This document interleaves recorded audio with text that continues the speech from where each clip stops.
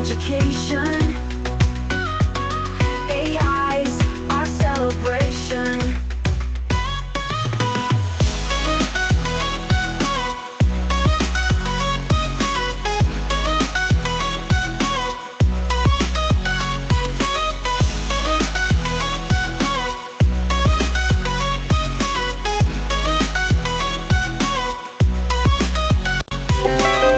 From coding to robotics, tech skills are hypnotic. Teachers lead the way, brightening each day. We amplify innovation with every new creation. In the world of education, AI's our celebration.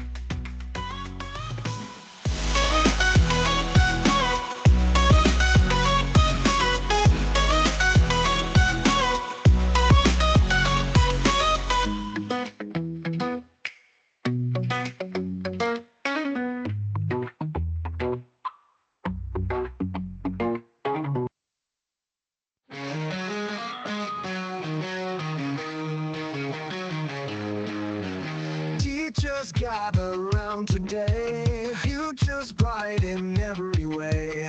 Tech and tools, they light our way, innovation here to stay. Classrooms buzzing bright with dreams, AI flows like rushing streams. Integrations more than schemes, boundless knowledge or so it seems. Amplify the future loud, tech and minds make us proud. AI whispers show us how, we're the future, hear us now.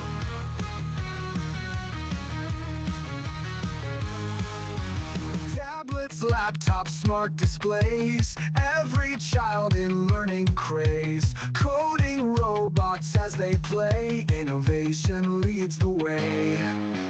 Data drives the lessons learned, curiosity's always burned. New horizons where we turned, AI's knowledge we've discerned.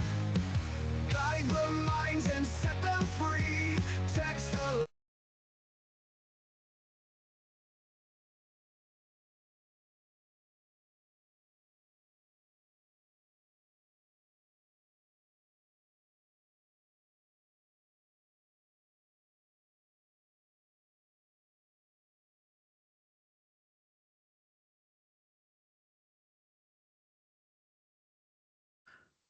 And I knew I should have unmuted myself. Good morning, everyone. Good morning. We are so excited to be here with you. I would like to welcome all of our PSJA ISD educators for this 4th annual virtual technology conference. We are so excited that you're choosing to be with us this morning on this Friday morning. We have a treat for all of our attendees, for all of our educators. We have Matt Miller, who's going to be our keynote speaker today. He's going to be sharing some thoughts on our keynote speakers entitled Tomorrow Glasses. I'm just so proud and so happy that you are choosing to attend. We have over 200 attendees at this moment. I would like to take a quick moment to thank all of our technology team for putting all of this together. They've worked really, really hard, and I really want to tip off my hat to them. I would also like to thank all of our teachers who are presenting. Without you guys, we wouldn't be able to host this conference, and we have so much talent here in our district, and it is without you, this wouldn't be possible, so thank you from the bottom of my heart. I would just like to share one thought as we start preparing for our keynote speaker, and that is that this is our 4th year now that we have our virtual technology conference. We started with our first one, which was We Connect, and it was right through the pandemic, right? We needed at that time really just how do we get our students and our teachers connected for our remote classes. We moved into how we integrate. We proceeded with We Create. And the theme of this conference is We Amplify Innovation, We AI.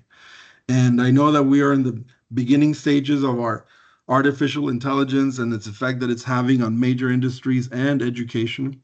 And we are just in the beginning stages. So the thought that I have for our district today is that with technology integration, with the things that it can do, we have to have a growth mindset. I know that as educators, you're very good at knowing that when your students are in the classroom, and we know that maybe student A hasn't had a lot of educational opportunities. Maybe they haven't had a stable home life.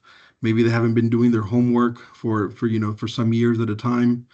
And then you compare that to student B, and student B has been doing their homework. They have a very stable home life. They have had access to more educational opportunities.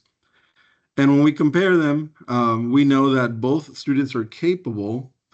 It's just that one student has been preparing themselves more. And we call that, we know that the effort that the student B has put into their growth has been more consistent over time. Therefore, the results that the student has are greater. Um, so we know that the student A, maybe they haven't had those opportunities. Maybe they haven't been as consistent. They're very smart. They're very capable, but they just haven't been that consistent. So we know that as teachers, we know when we see that they're not performing, we work with them, we encourage them, and we inspire them, right? Because we know that they're capable. And I believe that is a great analogy to our world of technology integration and its impact that it's going to have in all of our all aspects of our world, right? And I say that the same thing applies to this concept, right? We know that our integration specialists, our directors, they you call them and they help you out with technology, and sometimes we see, hey, look, I don't know, man, I'm never gonna be I can't do this or I can't do the other.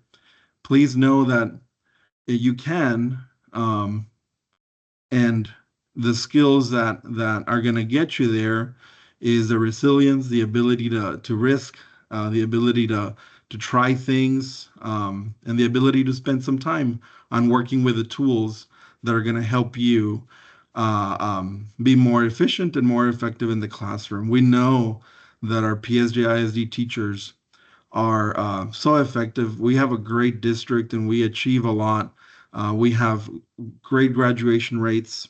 We have great student accountability results, and that's because of the pedagogy and the talent that our teachers have, because you guys care, because you know what our students are coming through, because you share their background experiences. So you have that part down, and I know that with in the beginning stages of our artificial intelligence, we know that you can also put in the effort and put in the time so that you can really leverage those tools to have a really great impact in your classroom. And not only that, but we know that our students are going to be going into a world where it's going to be a lot different than how we, are the world that we are in right now. We don't even know 5 years from now how things are going to be.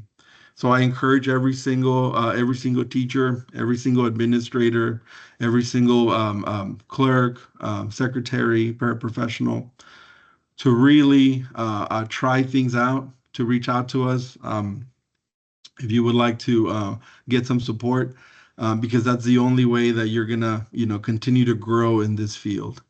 So remember, a growth mindset in technology will really take you a long way, because we don't have all the answers. Nobody does, but your own path in growth in this area will be determined by your resilience and your ability to stick to it and to try things new. So without further ado, I'm going to be introducing our keynote speaker. Matt Miller taught in public schools for more than 10 years, teaching at all levels of high school Spanish. In his career, he planned nearly 12,000 class lessons. He taught more than 500,000 instructional minutes, and he graded work for nearly 2,000 days of class. His blog, ditch that textbook, and 6 books have equipped and inspired tens of thousands of educators in more than 100 countries. He lives in West Central Indiana and says that he's living the dream, happily married with 3 kids, 3 dogs, and a mortgage. Please help me welcome Matt Miller.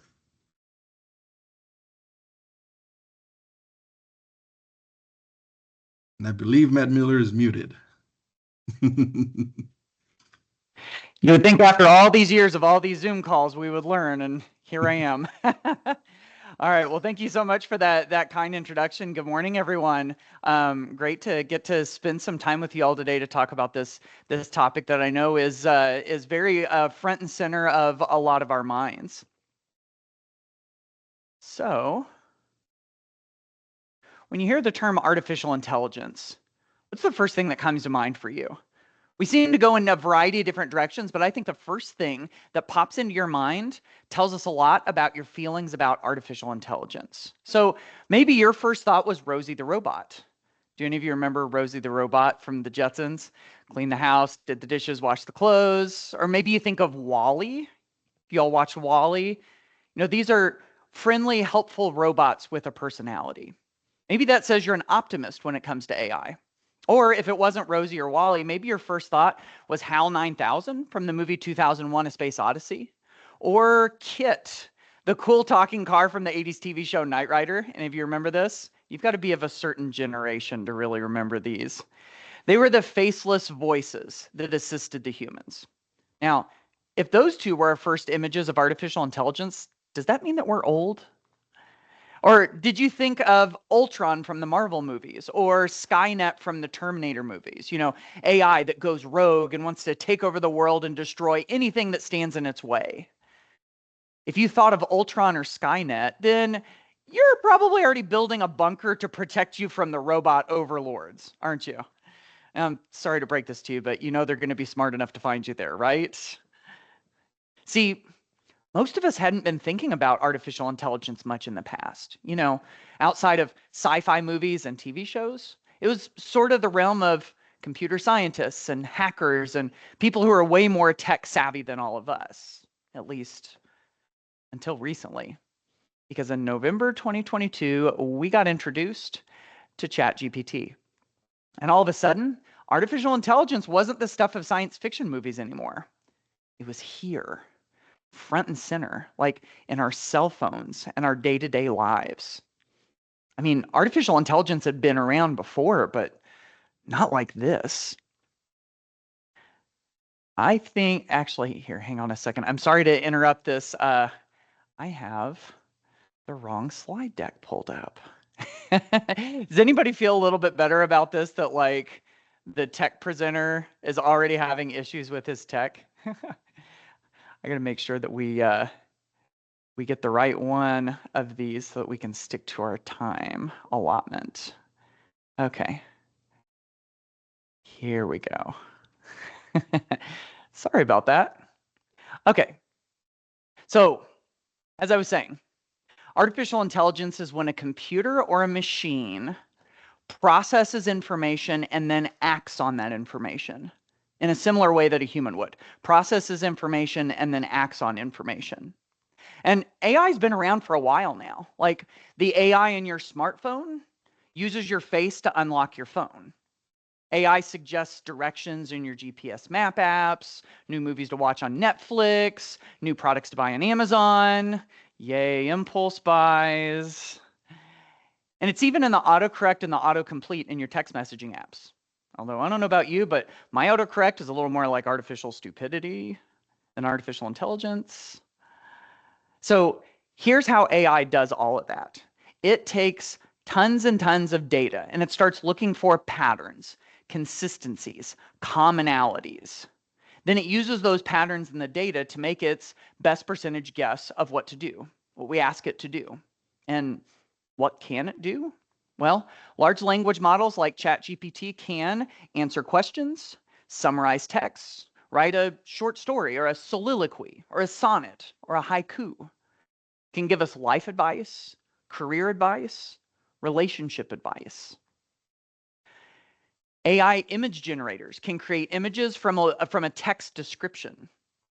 This whole class of artificial intelligence is called generative artificial intelligence, generative AI, generative like generate, AI that makes things for us.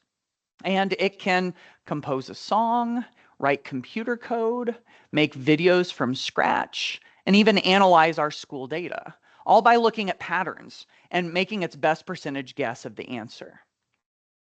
Now, it's predicted that this technology could change the world more than the iPhone, more than the internet, more than electricity.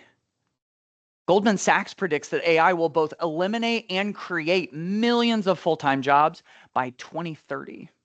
It could drive a $7 trillion increase in global GDP. I mean, the impact of artificial intelligence is huge. It has the potential to be bigger than any of us can imagine. And so here we are, educators, in our classrooms and in our schools, on the brink of this technological revolution. I mean, what does this mean for us? What does it mean for our classrooms? And what should we do to prepare our students?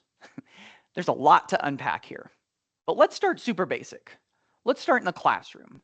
Let's start in my classroom. Second here. Like I said, let's start in my classroom. See, I went back to teaching full-time recently. I was out of the classroom for 8 years, writing and speaking at conferences and doing workshops at school. But then I went back into the classroom to teach high school Spanish, believe it or not. See, it had been 8 years since I was a full-time high school Spanish teacher at this little school, a little high school in West Central Indiana. And I taught all levels of high school Spanish, from Spanish 1 all the way to advanced placement Spanish. So why did I go back? Well, after being away for 8 years, my old job came open again. It was a temporary 1-semester teaching assignment, teaching all the same Spanish classes I'd taught before. But when I started teaching again, I was probably in a similar position that you're in right now. I mean, I knew how to teach my classes. I had all sorts of activities, teaching techniques, like I was solid. But there were lots of new classroom technology, new apps, new tools that I had never used. I mean, tech in the classroom can already be overwhelming, but now there are new tech tools that use artificial intelligence. Our AI options in the classroom have exploded. Now, fortunately, for a year prior to going back to the classroom, I'd been studying lots of ways that teachers could use AI to save time and teach. Even wrote a book about it called AI for Educators. And so, like you, like so many of us, when it came to tech and artificial intelligence, I started small. I didn't go all in with AI and do everything with it, just small steps. And yes, you heard that right. A guy who writes books and does presentations about technology started small, just like you. Does that actually make you feel a little bit better to hear that? Now, one of my first places that I started using AI was to plan lessons. And lots of teachers use this as their first step into AI. I mean, it's a good, easy place to start. See, I like to think of it as an infinitely scalable teaching plan. Zoom out or zoom in as far as you want to get as many teaching ideas as you need. Let me show you what I mean. Okay, so let's look at an example. We start with a basic prompt. Now, I'm using Google Gemini as my AI assistant, but there are lots of these AI assistants: ChatGPT, Google Gemini, Microsoft Copilot, Anthropic's Claude. There are even teacher-centric AI tools like School AI and Magic School, and those can be a great starting point for beginning users, because you just fill in some blanks to get teaching ideas and teaching resources. But once you get the hang of all of this, I like using the major AI assistants because I can get better results by asking more specific follow-up questions. So that's what you're going to see here. So I start with a general prompt. Write me a 2-week unit for a middle school social studies class on the Peloponnesian War. Now, notice how we don't need to get the perfect prompt here. I think that's what gets in the way of a lot of people who kind of want to try this, but they're afraid that they're going to mess it up. So we get a day-by-day breakdown, quick summary of ideas for each day, unit overview, different activities, even a map. So as an infinitely scalable teaching plan, this is like zooming out to 30,000 feet. Next, it's time to zoom in. Let's say we're ready to sit down and plan out day 5 in detail. But in this AI response here, it's a little general.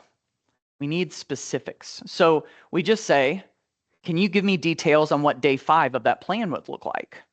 Notice it outlines some specific activities you could do in that one class period. Map activity, primary source analysis, critical thinking activity. Now, AI will give you tons of ideas. And of course, you don't have to use everything that AI gives you. It's just like looking for ideas on a Google search or Pinterest or Teachers Pay Teachers. See, the more ideas that you get, the better chance you get something good. It can even do some fun stuff like, you ready for this one? Summarize the Peloponnesian War on a 7th grade level and use Taylor Swift song titles and lyrics. Are you super curious right now? Let's see what it does. The Peloponnesian War, Taylor Swift edition.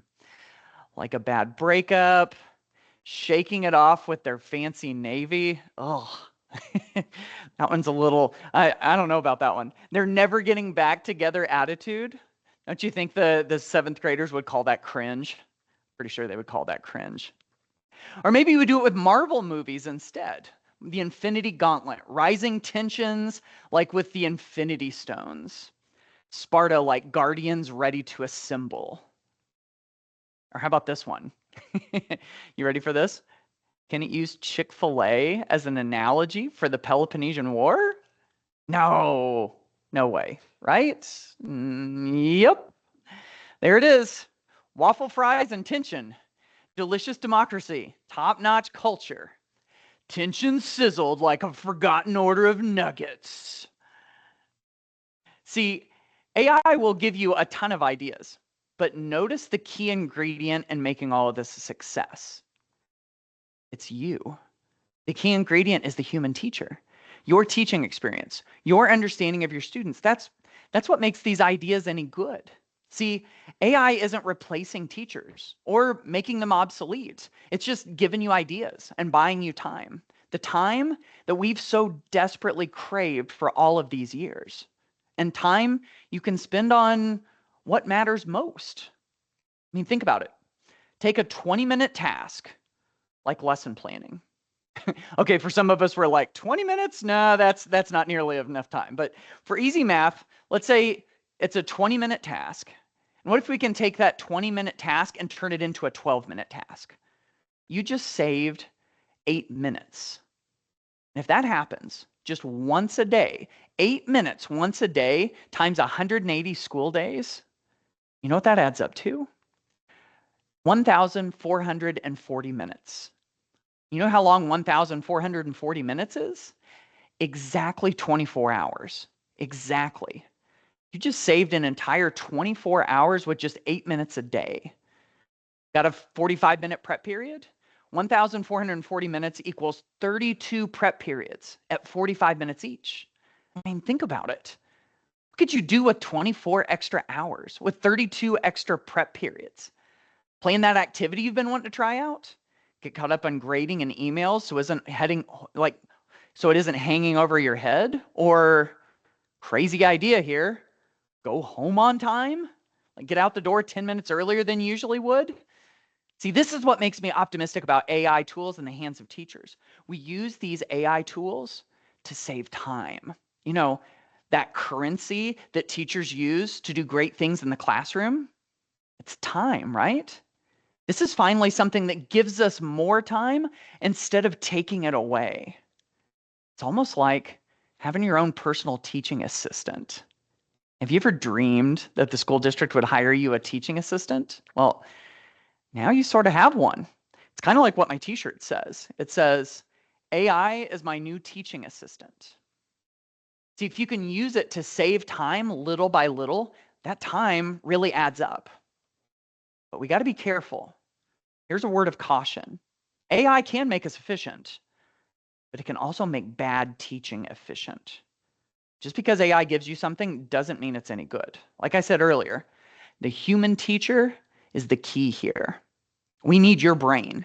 And if teachers stop thinking and rely only on artificial intelligence, that leads to bad things for kids.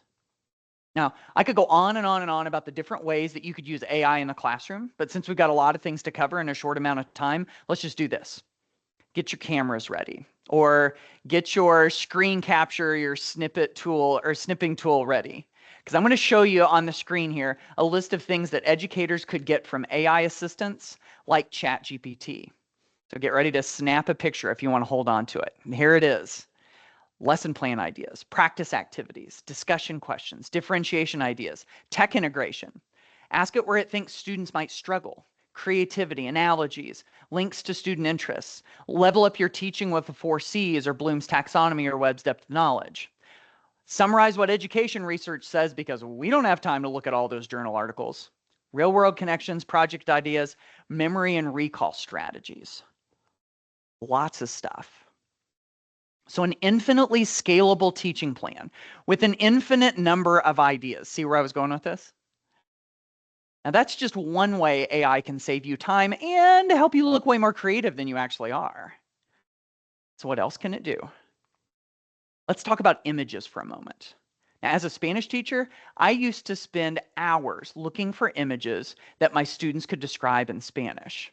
Now, instead of looking for images, I'll just ask AI for images. Because you see, now we have AI image generators. Some of my favorites are right there on the screen. You might want to snap a picture of this one too. Ideogram, Adobe Firefly, Microsoft Designer. These are all free or have good free plans. And just use one of these tools and describe the image you're looking for in a line of text, and it'll create it. The more specific you are, the more likely to get what you're looking for. However, I have to warn you, AI image generators are odd little AI goblins. See, some of the stuff they make for you is great, but some of it is weird. Some of it's a little weird, some of it is really, really weird. So here are some examples that I used recently in my own Spanish classes. See, my classes were studying animal vocabulary and sports vocabulary. Animal vocabulary and sports vocabulary. Can you guess what kind of AI images I wanted it to create? If you guessed animals playing sports, you guessed right. Let's take a look. Pig playing basketball against a sheep. Same jersey number somehow. And did you notice who the audience is? It's a bunch of stuffed animals, isn't it? I kind of love that. Deer playing soccer on 4 different teams on the same field, judging by their uniforms. Maybe 3 if the purple one's a goalie. Some sort of creepy animal volleyball game? Now, we even combined some other vocabulary lists, like animals doing regular things like goat getting tacos, chicken mowing the lawn, on some sort of tiny plastic toy lawn tractor. I don't know about you, but I think all he needs now is just a cut-off t-shirt and a beer. Cat chef, lizard farmer, animal baseball game. Now, look closely at our animal baseball game, okay? Now, whenever I would display an AI image to my students, I would ask them, where's the AI weirdness? So look closely at our picture here. Where do you see AI weirdness in this picture? I want to show you a couple places that I noticed. Like first, I think AI image generators have no idea why we humans draw lines on a field for a baseball game. I think the AI thinks that it's just like decorations that it can put wherever it wants. Then there's the turkey's glove. Did you notice that? Not sure exactly what's going on here. It's kind of like a catcher's glove, but not. And there is something seriously weird with the crowd. Something weird is going on here. It's like all the animals in the lab test that went horribly wrong. And the people in the lab were like, oh, let's just take these guys to a baseball game. Now, at first, I tried to pick AI photos with minimal AI weirdness, but then I realized something. My students are weird, and I'm weird. So instead of avoiding the AI weirdness, I started to lean into it. Like, I leaned hard into the AI weirdness. AI weirdness. Now, talking about AI weirdness with my students might seem small, but I think it was really important. It was a teeny tiny little lesson about using AI in real life. It gave them some practice identifying what's real and what's not. I was teaching AI without teaching AI. I think that's important. We want to help prepare students for a world where AI is everywhere. And to do that, we don't have to teach AI lessons. We just need to be users of the technology, users of AI, and talk about our experiences. Just talk to them about it. Talk about the impact AI has on their work, what's good and what's bad and why, and what they can do about it. See, you don't need a full AI lesson or an AI unit to do that. I mean, most of us don't teach computer science. But if we have tiny conversations about AI in the in-between times, like quick conversations that can last just 30 seconds or a couple of minutes, all of those minutes start to add up. And eventually, your students have a pretty practical education on how real people are using AI in real ways. Here are some other examples of using AI image generators to teach. This is another one you might want to snap a picture of.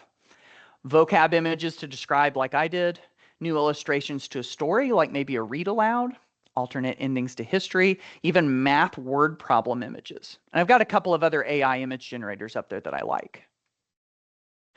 Now, if you're liking all of these ideas and you'd like to try some of them out yourself and learn how you can do them yourself, I want to give you something for free that you can take home with you.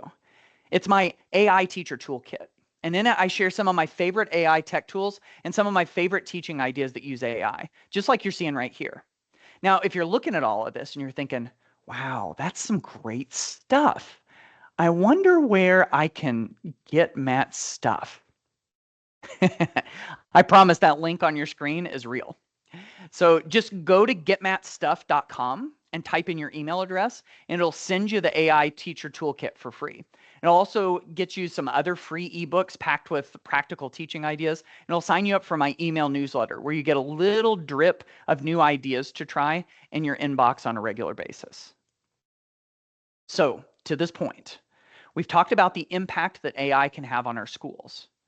We've talked about some of the practical ways to use AI in the classroom, and we've seen the human teacher's crucial part in all of it. We haven't even talked about the hottest AI topic in schools yet. The thing lots of teachers are wrestling with, but still don't quite have answers. It's the cheating issue, academic integrity. How do we keep kids from using AI to do all of the work for them or do all of the thinking for them? See, for many of us, this was one of the first thoughts we had when AI assistants like ChatGPT came out, because it's so good at writing and language. And because of that, student writing is in the crosshairs of this AI revolution. Now, if you have students writing essays and research papers, or even if you don't have students writing essays or research papers, this underlines a bigger question we all have to consider. How much AI is too much? Or how much is the right amount? AI is cheating. This has been the refrain of lots of teachers. I think it's because they have a very narrow picture in their minds of how students will use it. They think students will take the assignment, plug it into ChatGPT, copy and paste it into a document, and submit it to the teacher. And why do they think that? It's because they've seen students do it. Like, this is a real issue that they're seeing every day. So we thought, okay, we have plagiarism detectors like Turnitin, so there have to be AI detectors, right? Well, sort of. See, today you can find dozens of programs that call themselves AI detectors, and they will analyze student writing, and they will do their best to tell you whether it's written by AI. But if you go to the AI detectors websites and you read about them, here's what they won't tell you.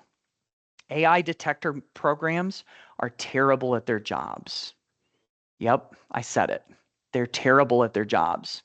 Of course, they won't come out and tell you that, but research studies back this up. Like, here's one. The tools exhibited inconsistencies, producing false positives and uncertain classifications. Here's an example. You ready for this? This AI detector thought that the US Constitution was written by artificial intelligence.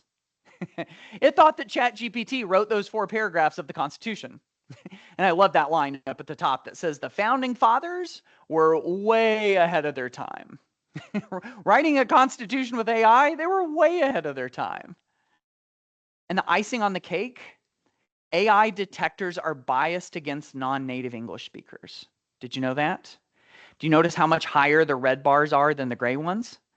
That's how much more the AI detectors misclassify essays written by non-native English speakers. Bottom line, these AI detectors are bad news.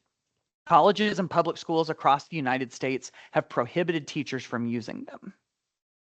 So let's recap. Let's make sure we're all on the same page here, okay? Like AI assistants like ChatGPT do exist. Students do have access to them. Students will use them to do their work, and there's no reliable detector to prove that students have used AI. So we're good, right? Like we got this all figured out? Like I can conclude and walk off the stage to a standing ovation at this point, right? I think we're looking at this all wrong. Focusing on cheating is a trap. It's a no-win situation. It takes the focus off the learning and it puts it on playing games to work around the rules and work around the system. Let me show you what I mean. Would you raise your hand if you know a kid who loves to write? I know you probably don't have anybody around you, but just raise your hand if you know a kid who loves to write. Okay, hands down. Now, raise your hand if you know a kid who fell in love with writing because of a plagiarism detector like Turnitin. Guessing there are no hands. How about this one? Raise your hand if you know a kid who loves plagiarism detectors or AI detectors. Anybody? See, if we're going to get AI in the classroom right, we need to come at it completely differently. See, I think we're looking at this issue of student writing and lots of other issues for that matter through our today glasses. Our today glasses. In fact, classrooms and schools and our school districts have looked at education through today glasses a lot throughout history. Here's what I mean by today glasses. Looking at our lesson plans, the activities our students do, even our school policies through the lens of today, the way the world is today. The problems we need to address in today's classrooms and today's schools, the demands of today's workforce, today's world. Like, what do we teach kids to prepare them for the world today? Today glasses. Here's the problem with teaching through today glasses. It only prepares students for today. We do need to deal with today's issues, but that's not enough. Our students' future isn't based on today, is it? It's based on tomorrow. The tomorrow of 5, 10, 15, 20 years down the road. I mean, on some level, I think we realize that, but we've never seen the future change so quickly. Picture a student who's 10 years old today. 10 years old today. That 10-year-old student will graduate high school in 2032. Graduate college in 2036 and enter the workforce. Hit their professional peak maybe in the 2060s and then retire in 2079. If we really, truly want to prepare students for that future, for their future, we can't teach through our today glasses. And if you can see my camera, I'm about to show you my one prop. I've got one prop for today, okay? We need to teach instead, ready for this? Through our tomorrow glasses. Huh? What do you think? This is like my one prop, right? Now, you know where I got my tomorrow glasses? You know where I got them? You know, if we were here, you'd all be able to say it out loud, right? Amazon. I got it on Amazon. It's like, see the future for only $17.99. Don't delay, order today. Now, but what are our tomorrow glasses? It's looking at education, at our schools, at our lesson plan books, with our students' future in mind. Not today, but the future. Teaching with our tomorrow glasses is all about doing our best to envision a world that doesn't exist yet and getting students ready to survive and thrive in that world. How do we do that? Prepare students for the future? I mean, we can't predict the future, but we can look at trends today. Trends about the future workforce, future skills, future challenges, and then work our way backward from there to figure out what to do today to prepare kids for tomorrow. It's about asking ourselves, if this is the future that they're going to face, how can I prepare them for it right now? What parts of my instruction, of our curriculum, do we preserve because they still serve our students tomorrow and their future? And what parts aren't preparing them for tomorrow that we need to adjust or completely overhaul or completely ditch? That's what teaching with our tomorrow glasses is all about. Now, there's a problem with teaching with our tomorrow glasses. Problem that we can't fix. It's that using your tomorrow glasses is imprecise. It's messy. When you try to prepare for a future that you can't really see, you're bound to make some mistakes. But it's really the best thing we can do to prepare students for their future, especially when everything is advancing at such a fast pace. See, the today glasses approach is to ask, how are students using AI irresponsibly? The tomorrow glasses approach is to ask instead, how can students use AI responsibly? Now, big picture, I think there's one reason that students use AI to do the thinking for them. It's because they don't have a vision of what it's really capable of. They just don't know how to use AI responsibly in a learning setting. It'd be easy to say, oh, it's because those students are lazy or they don't care. If they don't even have a vision, they don't even have a chance of seeing how to use it responsibly. Here's the other problem. I think lots of us educators still don't quite know how to use it responsibly in a learning setting. Not yet, anyway. Now, our students need us to cast a vision, to set the culture. But how? How do we do that? I love how marketing guru Seth Godin defines culture. He says, culture is this. People like us do things like this. People like us do things like this. Okay, people like us. Well, who are we? Well, we are scholars. We're hard workers. We have good work ethic. We're conscientious. We do things for the right reasons. If we want to cast a vision, that's who we want to be. Okay, people like us do things like this. So what do? How do we do our work? We use AI and other technology to be the best version of ourselves. We use our classwork to grow our brains and improve ourselves as people. We learn how the technology can help us do more and not do the work for us. We work toward becoming valuable humans and preserving humanity instead of letting AI replace us so we become obsolete. Cast the vision, set the culture. Now, sure, you'll have students that still abuse the technology and don't care about the vision that you set, but fighting cheating, it's like a game of whack-a-mole. You know, you catch them and they just keep popping back up. But when you start to get the culture right, it's like the tide in the harbor. All ships rise. And eventually, it takes little to no effort from you. Now, in my breakout sessions today, we're going to dig into how all of this fits in the classroom and some practical steps that you can take right now. And do you remember those tomorrow glasses? You know, making decisions in our classrooms and our schools based on our students' future and not today. Your students need you to use them, to look through them, to see the classroom in light of their future. Doesn't mean you have to throw out all of your old lessons and teach kids AI and computer science and use technology to do everything. No. Remember, you, the human teacher, you are the key ingredient in all of this. You're the key ingredient. You're exactly what we need, just the way that you are. Throughout history, from the one-room schoolhouse to today, we've needed teachers. We need you as much, maybe more today. And AI doesn't change that one bit. So thank you so much for your attention. Thank you for all that you do for students. I'm excited for your school year, and I can't wait to see some of you in some of these breakout sessions today. Thanks.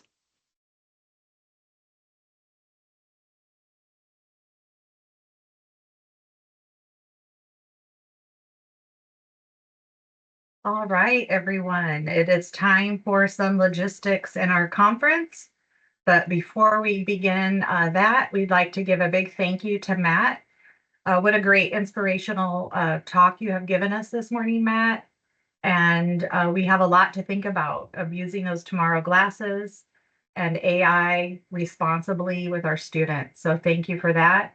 Like Matt mentioned, he does have some breakout sessions today, and you won't want to miss the lunch and learn session, which has a new link on the website and the mobile mind. So you won't have to authenticate. Everyone can log in. All right. There are a couple ways you can log into the sessions today. We are using Mobile Mind this year. It is a newer app that we started in the district last year. We do have sessions on there that you can go and explore and look for just PD on the spot for yourself. Today we have our conference house there. The secondary best practice conferences will be using the Mobile Mind app this year as well for their conferences. So if you're using that, all the links are active in there for your sessions. If you're struggling with Mobile Mind or having a few issues, then we do have a plan B, which is the technology conference website. And all the links can be found there. And you can find the technology conference website right on the PSJA website at psjaisd.us. You're going to look for news and events. So you kind of scroll down towards the bottom of that page and you'll see the technology conference listed there. So on Mobile Mind, once you're in, you can just go browse the sessions there. And once you decide what session you'd like, there is a meeting link on the left-hand side.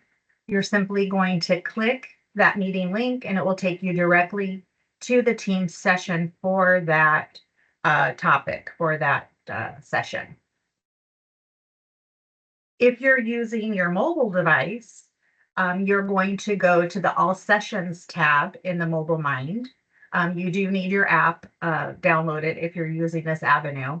Once you click on your session, you click on this little arrow at the top that reserves your seat in that session.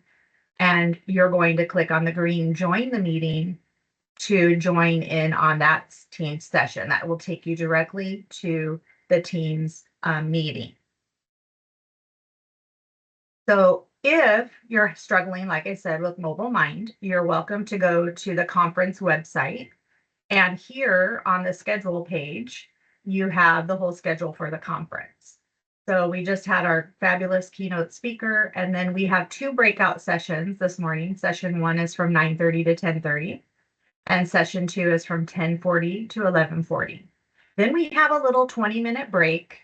And during that 20-minute break, we're hoping you'll go grab something to eat and then come back for the lunch and learn with Matt Miller. And you can enjoy your lunch while you are listening to his talk about 20 AI tools to save time in the classroom. And we all need to save time.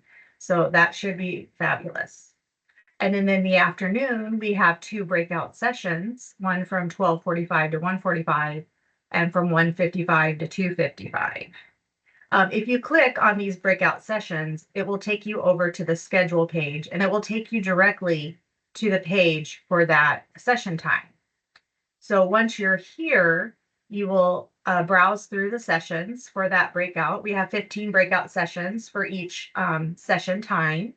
And once you find the session that you're interested in, you're simply going to click on the link and it will take you to that team session and you're able to join in on some great learning. We do want you to check out our presenter page on the conference website. Here you can see pictures of all the presenters and read a little biography about them.